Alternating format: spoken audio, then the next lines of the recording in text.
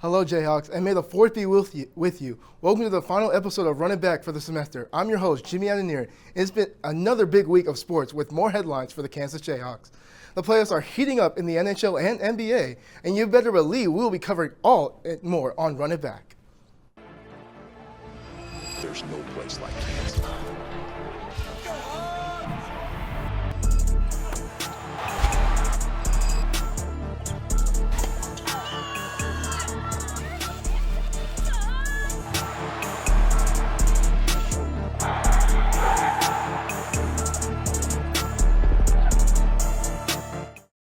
We are kicking things off with a deep dive into Jayhawks softball, where Logan will break down how the team finished their regular season. From there, we shift over to the Diamond, where Mia will give us a special player profile on the Kansas Jayhawks baseball. Then, time to talk about basketball. Zach has the latest on what's in store for next season with Tyron Stokes. Finally, we will check on KU track and field, where Alex will spotlight some of the top performers and how the Jayhawks are competing across the meet this season.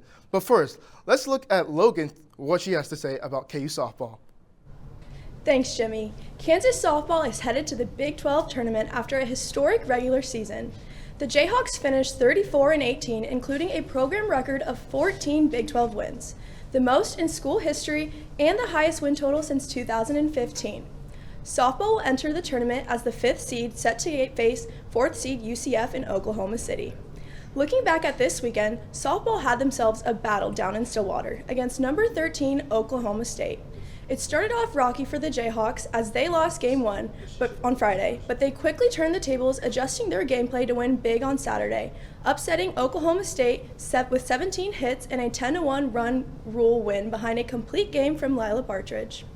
Ella Boyer continued her standout rookie season with her 18th home run, making her second on the KU single-season home run list. She is just 4 home runs behind record holder Serena Settlemeyer's 22 set in 2006. And not only that, Boyer is also ranked the 8th best catcher in the nation by Softball America. In the series finale, Oklahoma State ended up coming on top, defeating the Jayhawks 7-0 to take the series.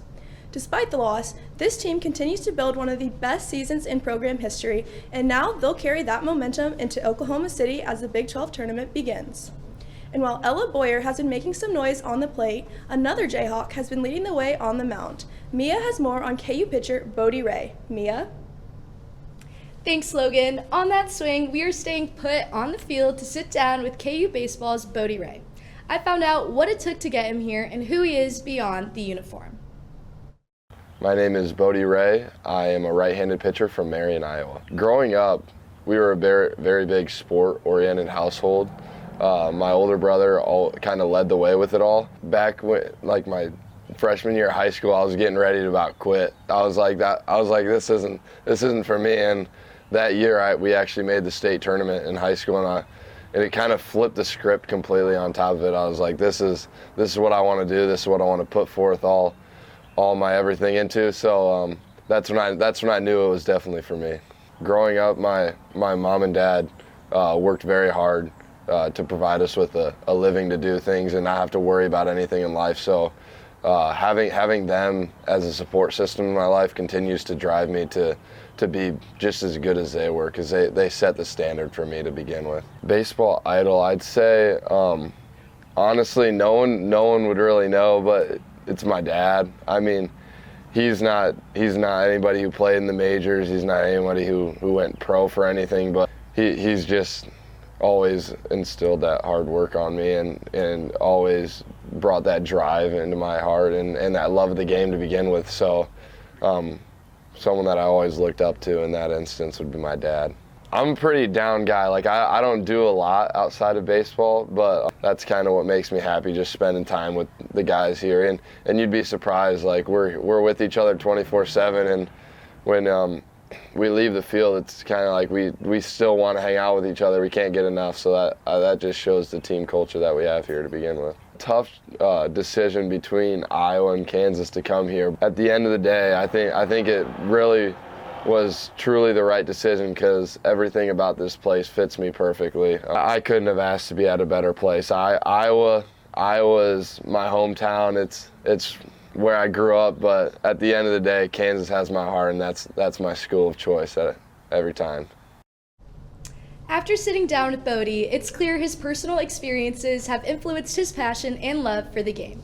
Now, we're going to bounce straight to basketball and hear about how the team is looking for next year with Zach. Thanks, Mia. The Omaha Hawks are absolutely rolling this season. You know who else has been rolling? Bill Self in the offseason. It finally happened. Tyron Stokes officially committed and signed with the Jayhawks last week. With the addition of Stokes, KU is now bringing in one of, if not the best freshman class in the nation. Tyron Stokes and Taylon Kinney will both make early impacts with the Jayhawks next year, and with their time playing together in high school, their chemistry should be elite. The Jayhawks are also bringing in 3 4-stars in Davian Atkins, Trent Perry, and Luke Barnett. While the upcoming freshman class is phenomenal, so are the transfers from the portal, headlined by Keanu Dawes from Utah, who averaged 12.5 points per game, 8.8 rebounds per game, and shot 54% from the field. Along with Dawes is Leroy Blendon Jr. from Toledo, who was the MAC Freshman of the Year last season and averaged 16.4 points per game. Lastly is Christian Reeves from Charleston, who was 7'2" and averaged 11.1 points per game last season. With all the additions, the question remains, what will the starting 5 look like next year for the Jayhawks? And for me, it's simple. At the 1, you put Leroy Blendon Jr. and have Taylon Kinney play off the bench with decent minutes in a similar role that Elmarco Jackson played last year. At the 2 comes Cole Rosario, the returning favorite from last year's squad who made massive improvements to his game during March. At the 3, it's easily Tyron Stokes. No need to explain. His game will bring explosiveness and insane aggression to that offense. At power forward, again, it's easily Keanu Dawes, an experienced vet to add to the 5. And lastly, at the 5, I wish I could say Paul Mbia, but you can't leave 7'2" Christian Reeves sitting on the bench. I think the lineup I made is pretty good. However, we will have to wait until November to see if I was right or not. But for now, let's transfer on over to the track where Alex is giving us the rundown of the Jayhawk Classic here in Lawrence. Alex, what did you think of my predicted starting 5? And please tell me the Jayhawks dominated on their home track. Zach, I don't know if MBA will agree, but this is a great-looking potential lineup that gets me excited for nights at Allen. While a lot of attention is on the new Jayhawk basketball players across the country, Kansas track and field had a big weekend right here in Lawrence. The Jayhawks closed out the Rock Chalk Classic with a strong showing at Rock Chalk Park, highlighted by a school record and multiple event wins. It was a successful weekend with 15 athletes finishing as the top collegiate competitors in their events. Senior Anthony Meckham broke his own school record in the pole vault with a clearance of 5.81 meters, which now stands as the highest mark in the nation. Michael Joseph had a big day on the track, winning both the 400 meters and helping lead the Jayhawks to a win in 4x4 relay.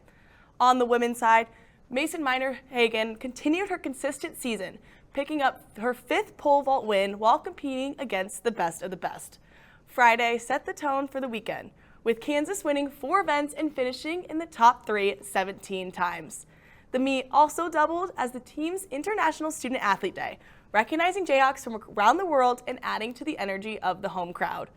Saturday brought another special moment as the team honored seniors competing in their final home meet at Rock Chalk Park. With the regular season wrapping up, the Jayhawks now turn their attention to the Big 12 championships where they'll travel to Tucson next week. That's it for track and field. After this short break, we will have a closer look at the World Cup, and we might even have a heated NBA roundtable. Stay tuned. Where you go to college makes a statement about you. This place will become a part of you, your identity for life.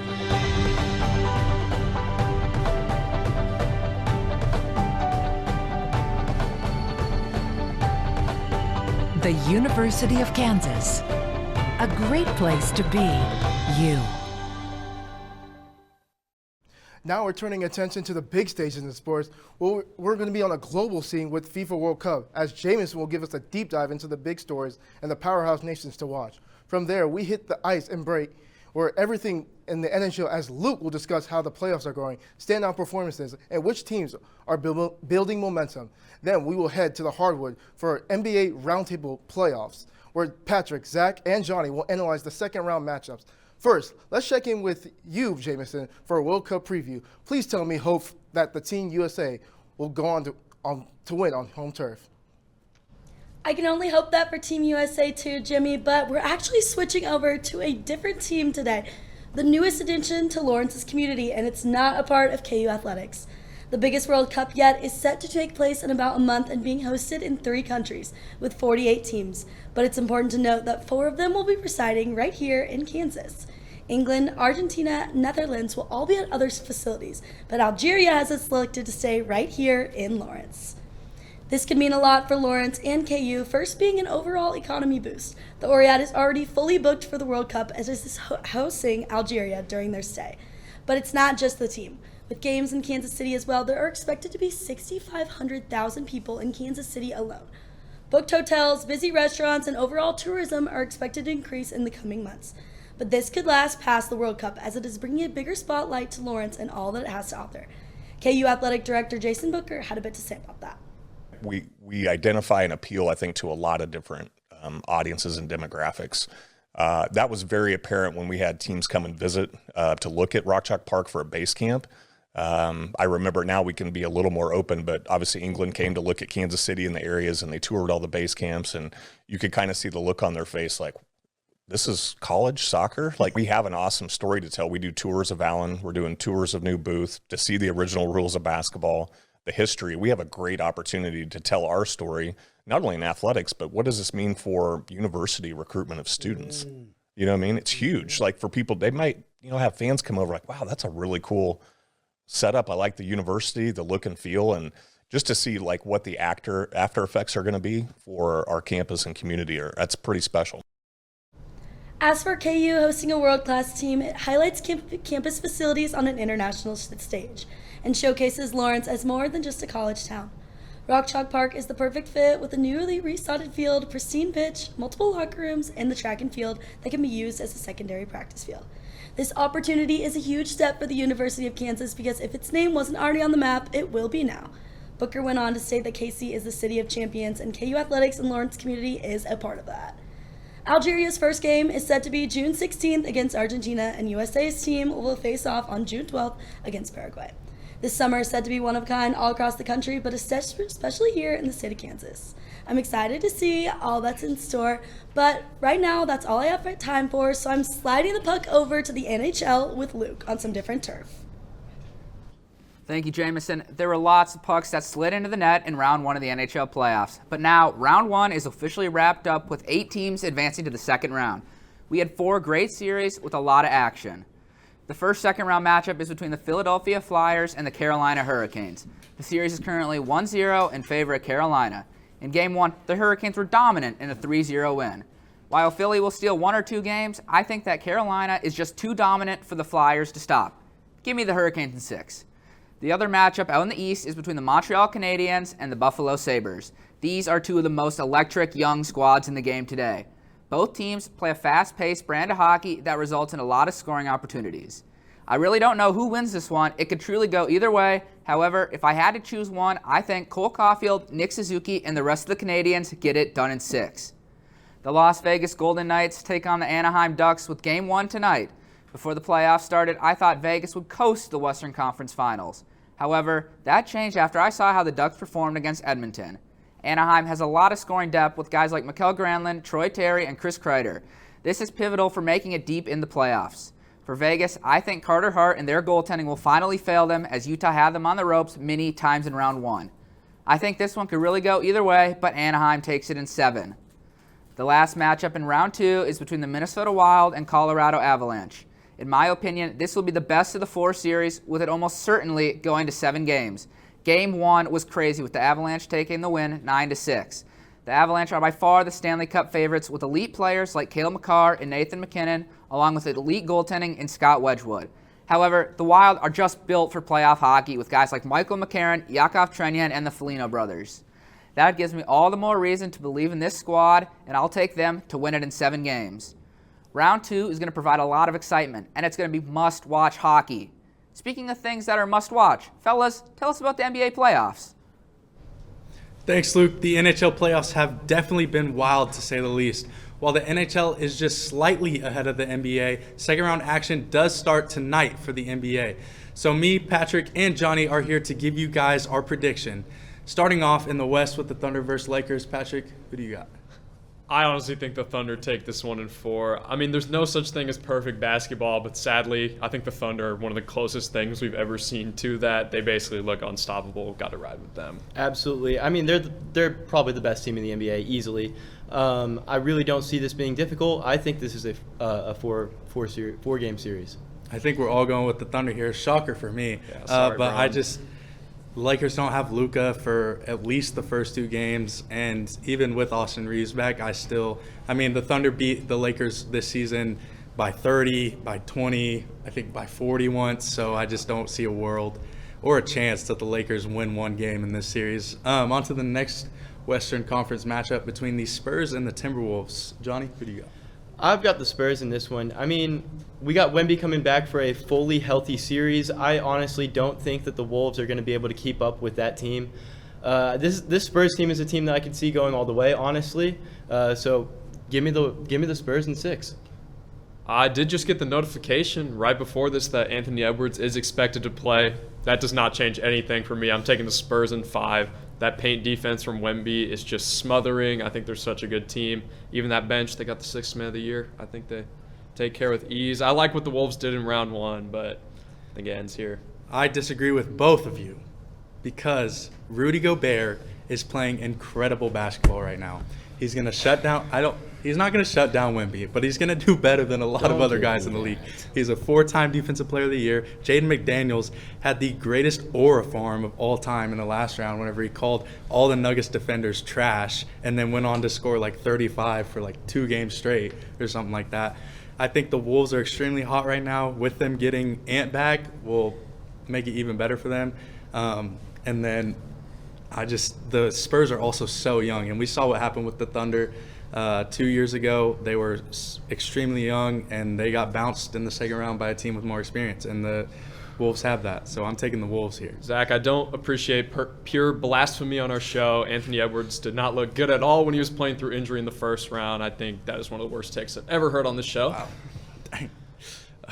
Okay, on to the Eastern Conference. The first game we're talking about is the Cavs versus Pistons. Patrick, who do you got? I'm going to go with the Pistons in 7. I kind of like what the Cavs have done. You know, they barely hung on against the Raptors. It was a really fun series to watch, but seeing what the Pistons did to the Magic in those last 3 games, I mean, the Magic scored 19 points in the second half of Game 6, the lowest ever in any playoff game. I'm taking defense. Give me the Pistons. You're wrong. I don't care if the Pistons won that series in 7. They looked horrible all last season. The Cavs, did they look that much better? No, but they did look better than the Pistons. And James Harden and Donovan Edwards are going to absolutely demolish that Pistons team. I'm going to have to agree with you, Zach. I mean, I got the Cavs here. Watching that series against the Raptors, my Toronto Raptors, it was heartbreaking to say the least. But I just don't think that the Pistons are going to be able to keep up with Spida and James Harden tomfoolery that's going on right now. 2026, by the way, still talking about how we can't stop James Harden. What are you guys even talking about? You can't. He's playing elite right now. Last matchup of the Eastern Conference, the 76ers versus the Knicks. I am taking the 76ers. They got Joel Embiid back, a shocker to a lot of people, and they absolutely, I wouldn't say dominated, but they played extremely well against the Boston Celtics. And the Knicks struggled with the Hawks, and this Sixers team, Tyrese Maxey, VJ Edgecombe, Joel Embiid, they all look insane right now. They're playing elite basketball. That's what I got. I completely agree. I think the Sixers are playing out of their minds right now. Embiid coming back and playing like he is right now, you got to love it. Yeah, impressive stuff from the Sixers first round. I'm taking the Knicks in 7, even though the Sixers have some former Jayhawks that I do love. Going to take the Knicks in a deep series there. Well, we seem to be out of time. Make sure to tune in tonight for the start of round 2. While it is the end of our roundtable, it's not the end of the show. So stay tuned for even more sports and content to entertain you on this Monday afternoon right after this break.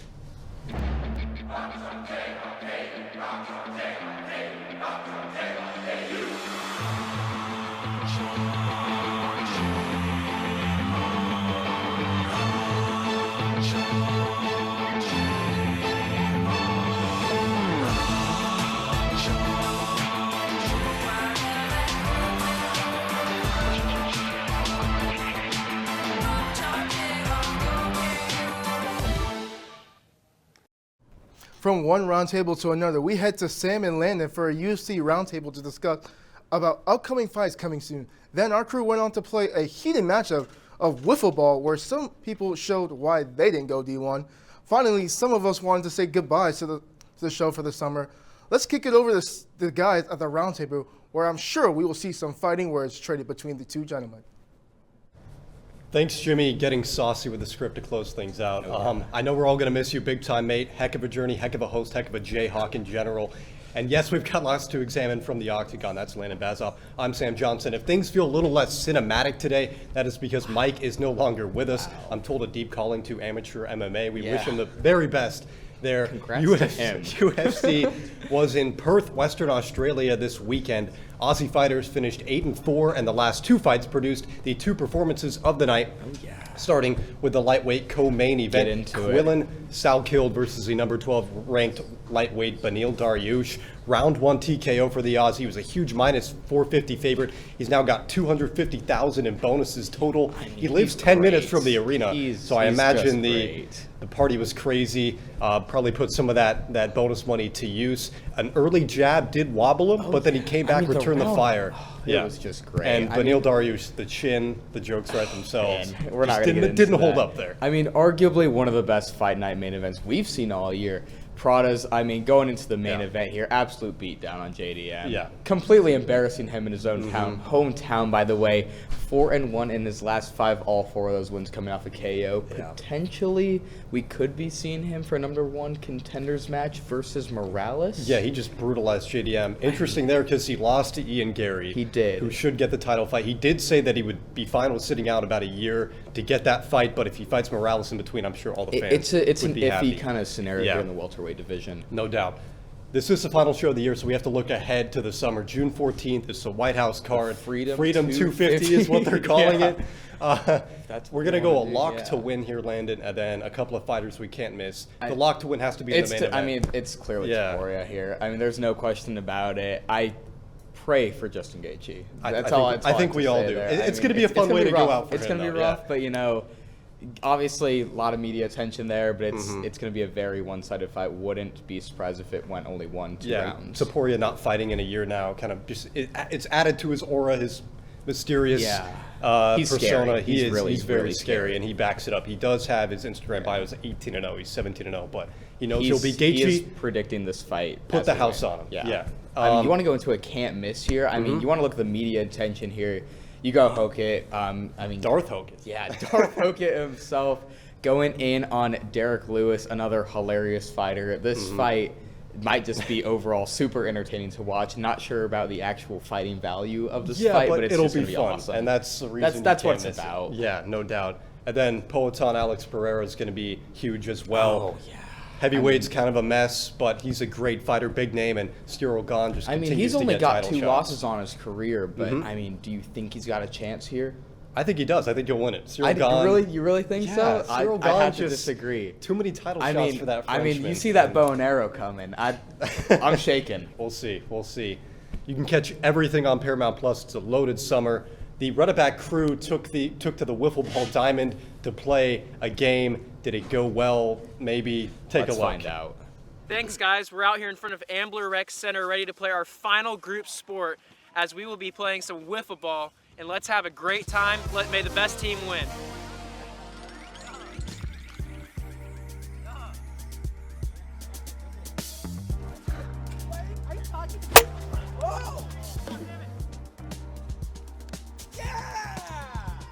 Why'd I run so slow? Oh, what am I swinging at? What am I swinging at? Run! Yeah! Where's the base? Bam! Alright, back down. Dude, that's so awesome! Oh yeah. Foul. No, that is so fair. Oh, I thought the base was closer. Never mind. This guy Xander doesn't know the rules of the sport. Everybody's so mean to me, Tyler. I don't know what it is.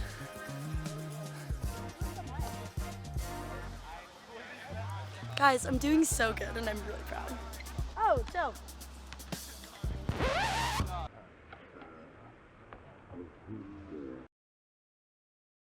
Dude, Cue the meme. Right here. Right. Come on. Why is there no meme? Why is the mic so low? I'm ready. Hey, bro, you need to back up. You're not on the mound. Take a step back. No, step back. The mound is. Strike 2. Nice. We're there! We're there! Come on! And he's got 3 straight balls, 3 O's to count. Landon is terrified. He's very. Oh, he almost hit him. That's ball 4 either way. Johnny's walking. You better watch Johnny yourself. gonna beat him. That's 4. Oh, that's ball 4. Yeah. I'm horrible at wiffle ball. Like, I am a guaranteed strikeout. Like this, I'm the guy when you're playing kickball. Except this wiffle ball, everybody just walks in. It's like easy out, easy out. That's me. Okay. This is gonna be really, really bad, but we're prepared for it. Let's go.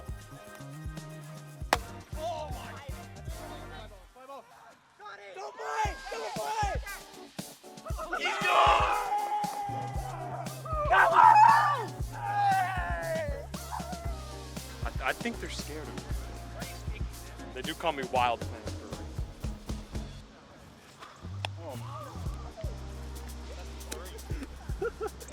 What I just said. All right, unfortunate loss for my team, but it's been fun. This is sadly our last crew sports event for the season. Hopefully we'll be back next year. Anyway, let's head over now to a special senior. This one's for you, Jimmy. Hey Jimmy, I just wanted to say congrats on this huge accomplishment and how much fun it has been to be on this crew with you and Run It Back. You've brought so many funny moments to the show and it really wouldn't have been the same without you. Whatever you're gonna do next, you're gonna kill it, and yeah. Jimmy, my man! Jimmy! JX2! I'm gonna miss you so much. Thank you for all the hard work and dedication you put in this year on Run It Back. You've been the life of our show, and I will miss your Blueberry Faygo outfit. Come on! Absolutely always kill the NBA and the NFL breakdowns, man. Show's not gonna be the same next year without you on it. I'm gonna miss punching your non-Gaussian blur graphics and the screen recording ones too. The TikTok one for Congratulations, Jimmy. Big day, JX2. We're gonna miss you. What's up, brother? Bless up. Take care. Bye, Jimmy. Bye, Jimmy. Peace out, JX2. Love you, Jimmy. Jimmy, aka Jimmy Too Tough, aka the franchise. I'm gonna miss you, man. You know, it's been a pleasure getting to know you. My favorite memory is probably just like at the basketball game, seeing you and just dapping you up. Next year, you know, we talked about it. We're gonna retire your suit. We're gonna put it up in the rafters in the studio. What's up, Jimmy? J2X, Jimmy 2 times. It's been an absolute pleasure working with you on Run It Back this year. You always brought so much life and energy to the group. Got to say, my favorite Jimmy moment ever. There's just when you would make us laugh pre-show. You were always brought so much just comedy to the group, and I really appreciate it. So I'm gonna miss you next year. Good luck. What's going on, Jimmy? The franchise, Jimmy 2 times. Just wanted to come on here, say what an honor it was truly to be working with you all year. I mean, what a pleasure it was to meet a guy like you. We'll say though, definitely gonna miss walking into the J School every single Monday. After the Panthers win, seeing that DJ Moore jersey every single time hurts the heart, man. I'm gonna miss it. But hey, best of luck to you in the future. Love you, brother. Jimmy, man, boy oh boy, where has the time gone? I'm gonna miss hate watching teams with you, seeing you on show days and you just making us laugh. I hope whatever comes next for you is great. We're gonna miss you, Jimmy. Was going into show day every day and just seeing what fit Jimmy would be putting on. It was just something that always, sparked my day, and I just love seeing him, seeing his energy be expressed through his clothes. And so that's just something that I always look forward to every day going in the studio, and I'm really going to miss you, Jimmy. It's been a great time having you, and we wish you the best. I'm grateful for Run It Back because I got to meet a lot of new people and make a lot of new friends, and congrats to Jimmy for graduating. Hi guys, I'm really grateful for all the fun and good friendships and connections I've made through Run It Back, and especially Jimmy, and I'm really grateful for him and his awesome fashion sense, so yeah. Hi guys, I'm so thankful for all the memories that the crew has made this year on the show, and I just want to say a special congrats to Jimmy for graduating, and we're going to miss you so much. My favorite moment with you has to be when you saved me from a burning building. You really saved my life that day, and I always thank you for that from the bottom of my heart. Just keep up the fantastic work, dog. You've gone really far. I'm really proud of you. You're going to continue to go far. Just remember who you are. You are the franchise. You are Jimmy.